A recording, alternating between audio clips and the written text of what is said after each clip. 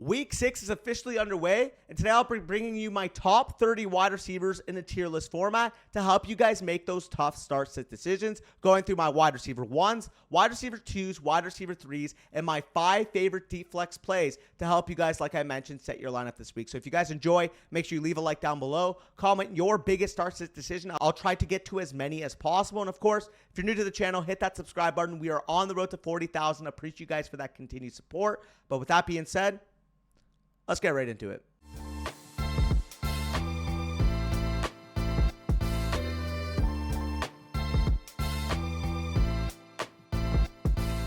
All right, before I get into the official top 30, we got to go through my will they play tier. General rule of thumb for these guys is that we'd like to see at least one full practice prior to Sunday's game. But the main guys on today's slate that we have to look at are Davante Adams, Mike Evans, Marquise Brown, and T. Higgins. So starting off with Davante Adams, he's dealing with the AC joint sprain that he suffered a couple weeks ago in his shoulder. Dr. Jesse Morse of the Fantasy Doctors expects him to be able to suit up again and looks for him to be healthier moving forward. So if you have Davante Adams, I have him as a locked-in top 10 wide receiver, assuming he suits up with no limitations. Wide receiver Mike Evans is the next guy on the list. He's dealing with a hamstring injury he suffered 2 weeks ago against the New Orleans Saints, and he's been prone to these hamstring strains throughout his career. He had the bye week to recover, had a limited practice on Thursday, and I have a wide receiver 2 expectation for him, assuming he suits up in this game. Marquise Brown, wide receiver of the Arizona Cardinals. He was limited in practice Thursday with an illness, but he's expected to go for Sunday without any setbacks, and if he does go, assuming he doesn't feel sick going into that game, he is a top 25 wide receiver for me in my rankings. And then finally, we got T. Higgins, wide receiver of the Cincinnati Bengals. He practiced the last 2 days, and he is apparently on track to play this week. T himself describes this injury as one that he will be playing through with pain, and he's been limited at practice, like I mentioned, but judging from what Higgins said himself, it looks like he is expecting to play this week against the Seattle Seahawks. But moving off the will they play tier, we have 5 main wide receivers on bye this week from the Steelers and the Packers, respectively. George Pickens, Deontay Johnson, Christian Watson, Jaden Reed, and Romeo Doubs are all on bye this week. So if you guys do have them on your fantasy football teams, make sure you take them out of your lineup. That's just a precursor, a pre-warning, because you do not want those zeros in your lineup. But now we move on to my wide receiver 1. Starting off with my wide receivers 1 to 6, the 3 guys I will be talking about out of this tier. Start off with my wide receiver 1 on the week, Tyreek Hill of the Miami Dolphins, going to play the Carolina Panthers at home this week. Miami's implied for 31 points, and Tyreek has 9+ targets in all but one game this year. He's averaging 26.5 PPR points per game, and he's already scored 30+ points in 3 of his 5 games played. He's the clear-cut wide receiver 1 for me rest of the season, given the news of Justin Jefferson hurting his hamstring. And the Panthers' D has been relatively good against the pass, but Miami is arguably the best offense in the NFL, and Tyreek Hill is arguably the best wide receiver talent in the league. So I'm not overthinking it. He's going to be the wide receiver 1 in my rankings moving forward with Justin Jefferson on the shelf. Jamar Chase, wide receiver of the Cincinnati Bengals, plays the Seattle Seahawks at home this week. He is my wide receiver 3 on the slate. We saw our typical Chase blow-up game this past week against the Arizona Cardinals. And if Joe Burrow looks like he did against the Cardinals this past week, Chase has as high of a ceiling as anybody in fantasy football. 43 targets in his last 3 games. The level of involvement, especially with Higgins banged up, will continue going into this week, in my opinion. He's a top 5 wide receiver play each and every week, and we've seen that when Joe Burrow is right, Jamar Chase can downright wreck an entire slate. So top 3 wide receiver for me, and if he keeps looking like this, if Joe Burrow keeps looking like this, he will be exactly that going forward. And then finally, my number 4 wide receiver, Cooper Kupp of the Los Angeles Rams, going to play the Arizona Cardinals at home this week. He returned in his first game of the year against the Philadelphia Eagles to the tune of 12 targets and an 8 for 118 line. And like I said last week in my wide receiver rankings, if we saw Cooper Kupp look like his normal self, look like his normal elite self like we've seen in the past with no injury limitations, I would have no problem ranking him back as a top 5 wide receiver in fantasy. He delivered on his end, so I will deliver on mine. Going forward, if Cooper Kupp is going to continue looking like that, he will be a top 3 to 5 wide receiver for me each and every single week, especially going against the Arizona Cardinals defense that just saw Jamar Chase drop an absolute bomb this past week. Now we go on to the wide receiver 7 to 12. Starting off with my wide receiver 7 of the week, one that you guys probably won't like in the comment section, but CeeDee Lamb, wide receiver of the Dallas Cowboys, going on the road to play the LA Chargers this week.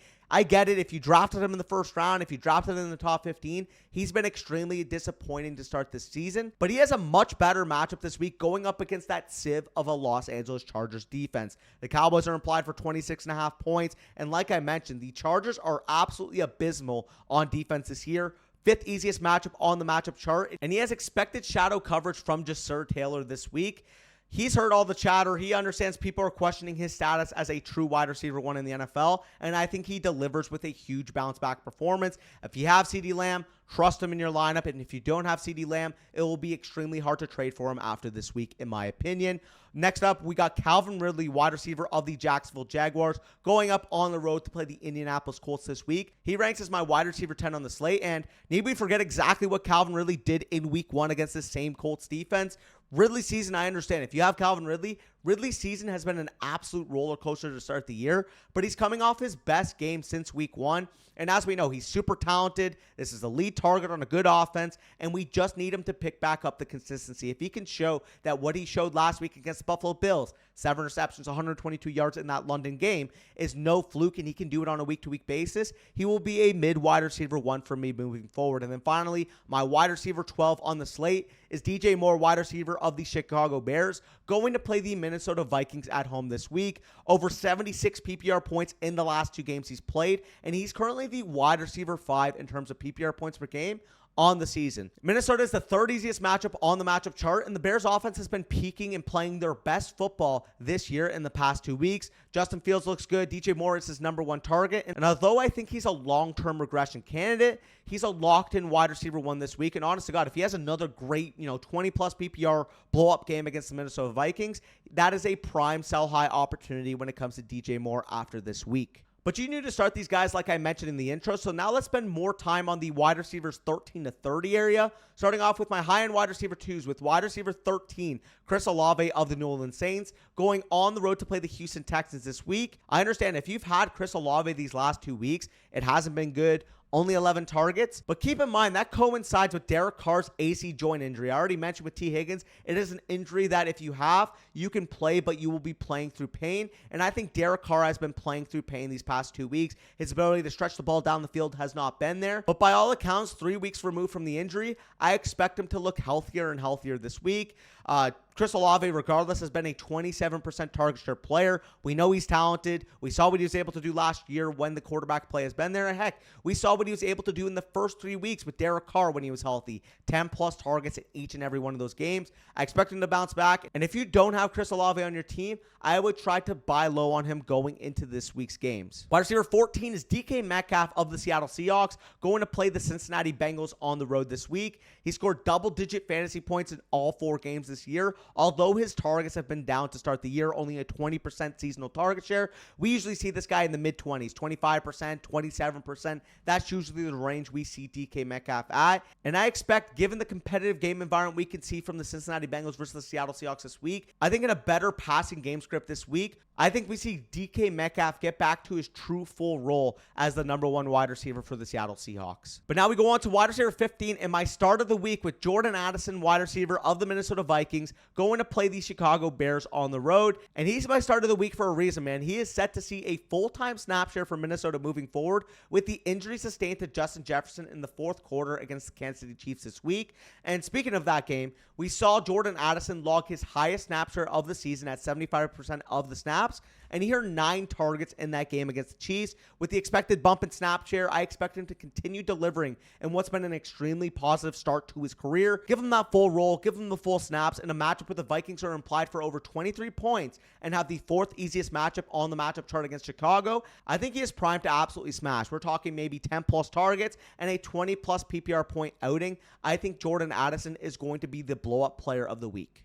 Wide receivers 16 and 17 respectively are Devontae Smith, wide receiver of the Philadelphia Eagles, going on the road to play the New York Jets, and Brandon Ayuk, wide receiver of the San Francisco 49ers, going on the road to play the Cleveland Browns. And I get it. When it comes to Devontae Smith, he was off this last week, now faces the 2nd hardest matchup on the matchup chart. but I just think he's too talented of a player, and the Eagles' offense is too good for him to be any lower than a mid-range wide receiver 2 in my rankings. They're still implied for 24 points. He'll still win his fair share of the matchups given how talented of a player he is in his own right when it comes to Devontae Smith.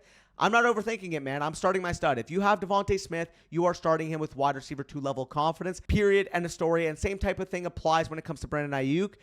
He's still a top player, and he still plays on the San Francisco 49ers offense. And I understand the Cleveland Browns defense has been the best defense in the entire NFL, the hardest matchup on the matchup chart. But I think Brandon Ayuk is a top 15 overall wide receiver talent that can just win the matchups on his own right. So when it comes to both these guys, although the ceiling projection may not hit this week, I do think given how talented they are and given how good their offenses are, they should still have a wide receiver 2 level baseline, hence why I group them together. Wide receiver 18 this week is Michael Pittman Jr. of the Indianapolis Colts, going on the road to play the Jacksonville Jaguars. And he's been down these last couple of weeks, but he's too involved not to consider him an every week wide receiver 2. He's commanded 46 targets in his 5 games played to start the year, and he now faces the same Jags team that he put up 8 receptions, 97 receiving yards, and a receiving touchdown on in week 1. I understand that not having Anthony Richardson for an extended period of time isn't ideal, but we've seen Gardner Minshew play some really good ball these last couple years. He was really good when he was the starter in Jacksonville. He was really good in limited time over there in Philadelphia. And I do think he'll be a steady option to hold Michael Pittman's fantasy value. I understand it does limit his ceiling not having Anthony Richardson on the field, but I do think given his target involvement, he has too high of a floor not to consider as a wide receiver 2. But now we move on to my low-end wide receiver 2s in my rankings this week. Starting off with wide receiver 19, Christian Kirk of the Jacksonville Jaguars, going to play the Indianapolis Colts at home. Basically just segueing from a Colts wide receiver to the other Jaguars wide receiver. And I think Calvin really proved last week why he should be ranked as the Jaguars wide receiver 1 moving forward. But Christian Kirk has more than earned the wide receiver 2 spot in the rankings week over week. He's scored over 14 PPR points in each of his last 4 games after only playing 63% of the snaps in week 1. I expect Christian Kirk to continue being one of the safest projections in all of fantasy football. And like I mentioned, since week 1, he's put up either 70-plus receiving yards or a receiving touchdown in each and every game. And with the Jaguars implied for over 25 points this week, I think he is a strong, locked-in wide receiver 2. Wide receiver 20 this week is Jacoby Myers of the Las Vegas Raiders, going to play the New England Patriots at home this week. It's a big-time revenge game for Myers this week. New England chose not to bring him back in the offseason, instead chose to sign Juju Smith-Schuster to the same amount it would have taken to bring Jacoby Myers back. And when Jimmy Garoppolo has been healthy this year, Jacoby Myers has been an absolute stud, commanding over 10-plus targets and 75-plus receiving yards in each and every one of those games. Myers is deserving of this wide receiver 2 status with how good he's been. We understand Davante Adams is going to command targets on the other end, but at the same time, Jacoby Myers has shown that he is the clear-cut number 2 read in a consolidated target share between him and Davante Adams with this Raiders offense. And the Patriots defense is just very banged up right now. I think Jacoby Myers has a wide receiver 2 baseline moving forward, and if he keeps playing the way he has been, I think I can consider him as a high-end wide receiver 2 moving forward. Wide receiver 21 for me is Adam Thielen of the Carolina Panthers, going to play the Miami Dolphins on the road this week. He's been one of the weirdest developments of the entire 2023 season. Is he dipping into the fountain of youth? Because he's looking like Cooper Kupp out there. He's been unreal to start. He's a top 10 wide receiver in terms of PPR points per game. And he has 3 games of 20-plus PPR points in his last 4 games. I don't know how sustainable it'll be moving forward, but he's a clear-cut alpha wide receiver, and even having him at 21 does feel low. I'm baking in the fact that this Carolina offense is only projected for 17.5 implied points. But if Adam Thielen has another 10-plus target productive game, I'll have no choice but to raise him in my rankings moving forward because he's earned that type of status. He's been an absolute stud. And if you have him on your team, you'll know exactly what I'm talking about. Wide receiver 22 is Nico Collins of the Houston Texans, going to play the New Orleans Saints at home this week. He's had some league-winning spike weeks mixed in with 2 dud weeks to start this year. He is the definition of boom or bust to start the season, and he's still the clear-cut number 1 wide receiver, in my opinion, for CJ Stroud. And with Tank Dell expected out for this game, he is going to be relied upon heavily. I understand it is a tough matchup, but Collins has shown elite upside in any given week, and I trust him to come through in a big way at home this week. Wide receiver 23 is Garrett Wilson of the New York Jets, going to play the Philadelphia Eagles at home this week. He's averaging 12.8 PPR points per game, and it is the wide receiver 28 on the season.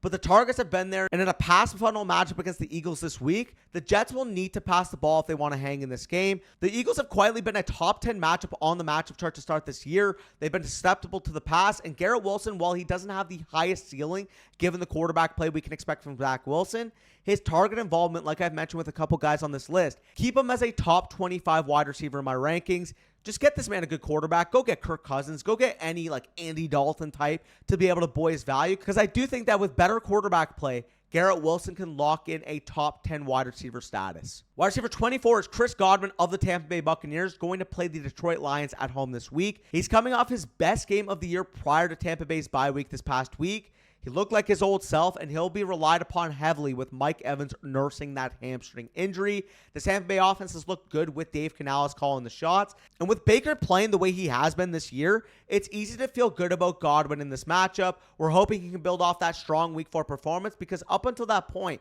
I was worried that he wasn't the same player this year. So hoping that Week 4 performance carries on, and I can keep having Chris Godwin as a top 24 wide receiver in the rankings. But now we move on to the wide receiver 3, starting off with wide receiver 25 this week, Deebo Samuel of the San Francisco 49ers, on the road to play the Cleveland Browns. He's battled rib and knee issues the past 2 weeks, which has limited him to his 2 worst games of the season.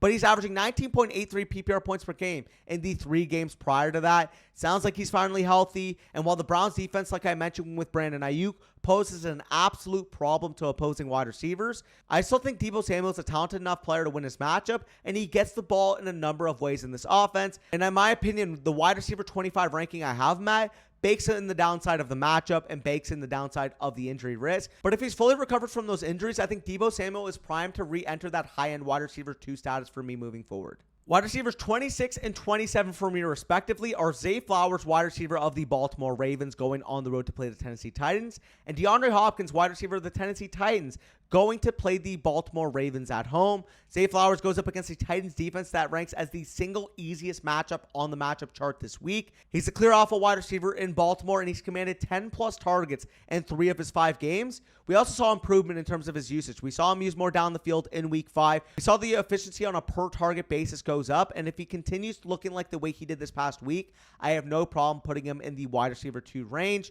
DeAndre Hopkins on the flip side of the matchup comes off his best game of the year against the Indianapolis Colts this week. 140 receiving yards, 11 targets commanded in this game. He looked like his prime self in terms of the catch radius, sticky hands, caught everything thrown his way. He looked like that prime Houston Texans D-Hop we saw in the mid-2010s. However, I still have big-time concerns, specifically when it comes to the Titans offense. They're only implied for 18.5 points this week against a tough Ravens pass defense that expects Marlon Humphrey to be fully back this week. I'm limiting my expectations when it comes to DeAndre Hopkins to wide receiver 3 status. If he continues playing the way he did this past week, he will re-enter the wide receiver 2 ranks going forward. Wide receiver 28 is Amari Cooper of the Cleveland Browns, going to play the San Francisco 49ers at home. It's a tough matchup, and he's expected to be without his number 1 quarterback, with Deshaun Watson dealing with a shoulder injury. I get it. It's not ideal circumstances, to say the least, but Cooper has shown the ability to earn targets all year, and PJ Walker is a much more competent backup quarterback than Dorian Thompson-Robinson was in the last outing we saw with him with Amari Cooper. His ceiling is obviously hindered by the Browns' implied points in this game, but I think he'll command 8+ targets and is a good enough real-life talent to be able to produce on that type of volume. Wide receiver 29 for me is Gabe Davis of the Buffalo Bills, going to play the New York Giants at home this week. He is the biggest boom-bust wide receiver in fantasy football. 4 straight games scoring a touchdown, and now with the Bills implied for over 29 points against the Giants, we have to trust the process and play Gabe Davis yet again. He'll never be consistent from a target-earning standpoint, but the big playability, the touchdown share on a Bills offense that will have Josh Allen nearing 40-plus passing touchdowns this year, I want pieces of this offense. He's volatile given the lack of targets, but he's one of the few wide receivers in this range that can downright win you your fantasy matchup on any given week. Therefore, he is a top 30 play in my rankings. And finally, wide receiver 30 is Tyler Lockett of the Seattle Seahawks, going on the road to play the Cincinnati Bengals. And Tyler Lockett rounds off this list because he's been historically good and is earning his normal share of targets. But I am extremely concerned that we're starting to see the decline of him as a player. The 5.81 yards per target and 9.24 yards per reception are by far the lowest of his entire career. And while I do think he bounces back from an efficiency standpoint, I think ranking him as 30 is the perfect hedge. If he's over the bar, and I think he's more of a top 40, 45 play, but if he gets back to the previous level of efficiency we've seen from him in the past, he will be a top 25 wide receiver play in my opinion. But now we move on to my 5 favorite deeper league plays, starting off with Drake London, wide receiver of the Atlanta Falcons, going to play the Washington Commanders at home. 30 targets in his last 3 games, 24% target share in his last 2. And Desmond Ridder is coming off his highest PFF grade of his entire career this past week. I consider Drake London as a top 35 to 40 play in my rankings, but I do think that if he can show that last week wasn't a fluke, he will ascend back to top 25 to 30 status moving forward if he continues building off of last week's game. Josh Downs, wide receiver of the Indianapolis Colts, going on the road to play the Jacksonville Jaguars. He is the clear wide receiver 2 for the Colts right now. He's getting a high number of targets. He's already operating out of their slot, and I'm excited to see how good he is moving forward as his snaps continue to increase.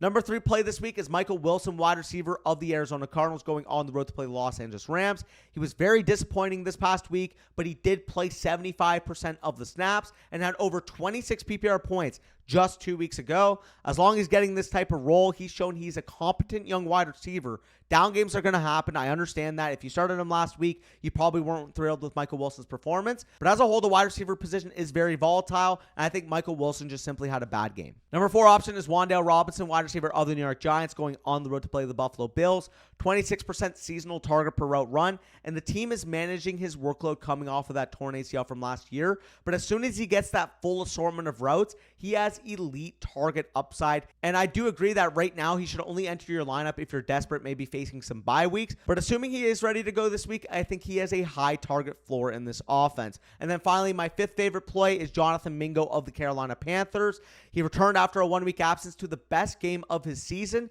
and the Panthers offense actually looks functional right now. If you have Jonathan Mingo, again, I'm limiting my expectations. I'm not having, top 30ish level baseline, but if you want to start him as a top 50ish wide receiver, you're in a 3 wide receiver 2-start league, and you need a second flex given the bye weeks this week, I think there are worse options than Jonathan Mingo available right now. But either way, like I said, if you guys enjoyed, make sure you leave a like down below, comment your biggest start-sit decisions, and of course, subscribe to the channel. We're on the road to 40,000 subscribers. Appreciate you guys for that continued support. Also, if you guys want full access to our weekly rankings and our rest of season rankings, there are 1 of 2 ways you can access them right now. First way, if you guys go over to Underdog Fantasy and you guys use promo code FSC, you will get 100% match back on deposit up to $100 and get full free access to our rest of season rankings manifesto and our weekly rankings. And the other way to be able to access it is by going over to flockfantasy.com using promo code FSC for 30% off either the Flocker or the Mother Flocker package. You guys will get full access to the rankings by doing so as well. But either way, like I mentioned, good luck in your guys' matchups.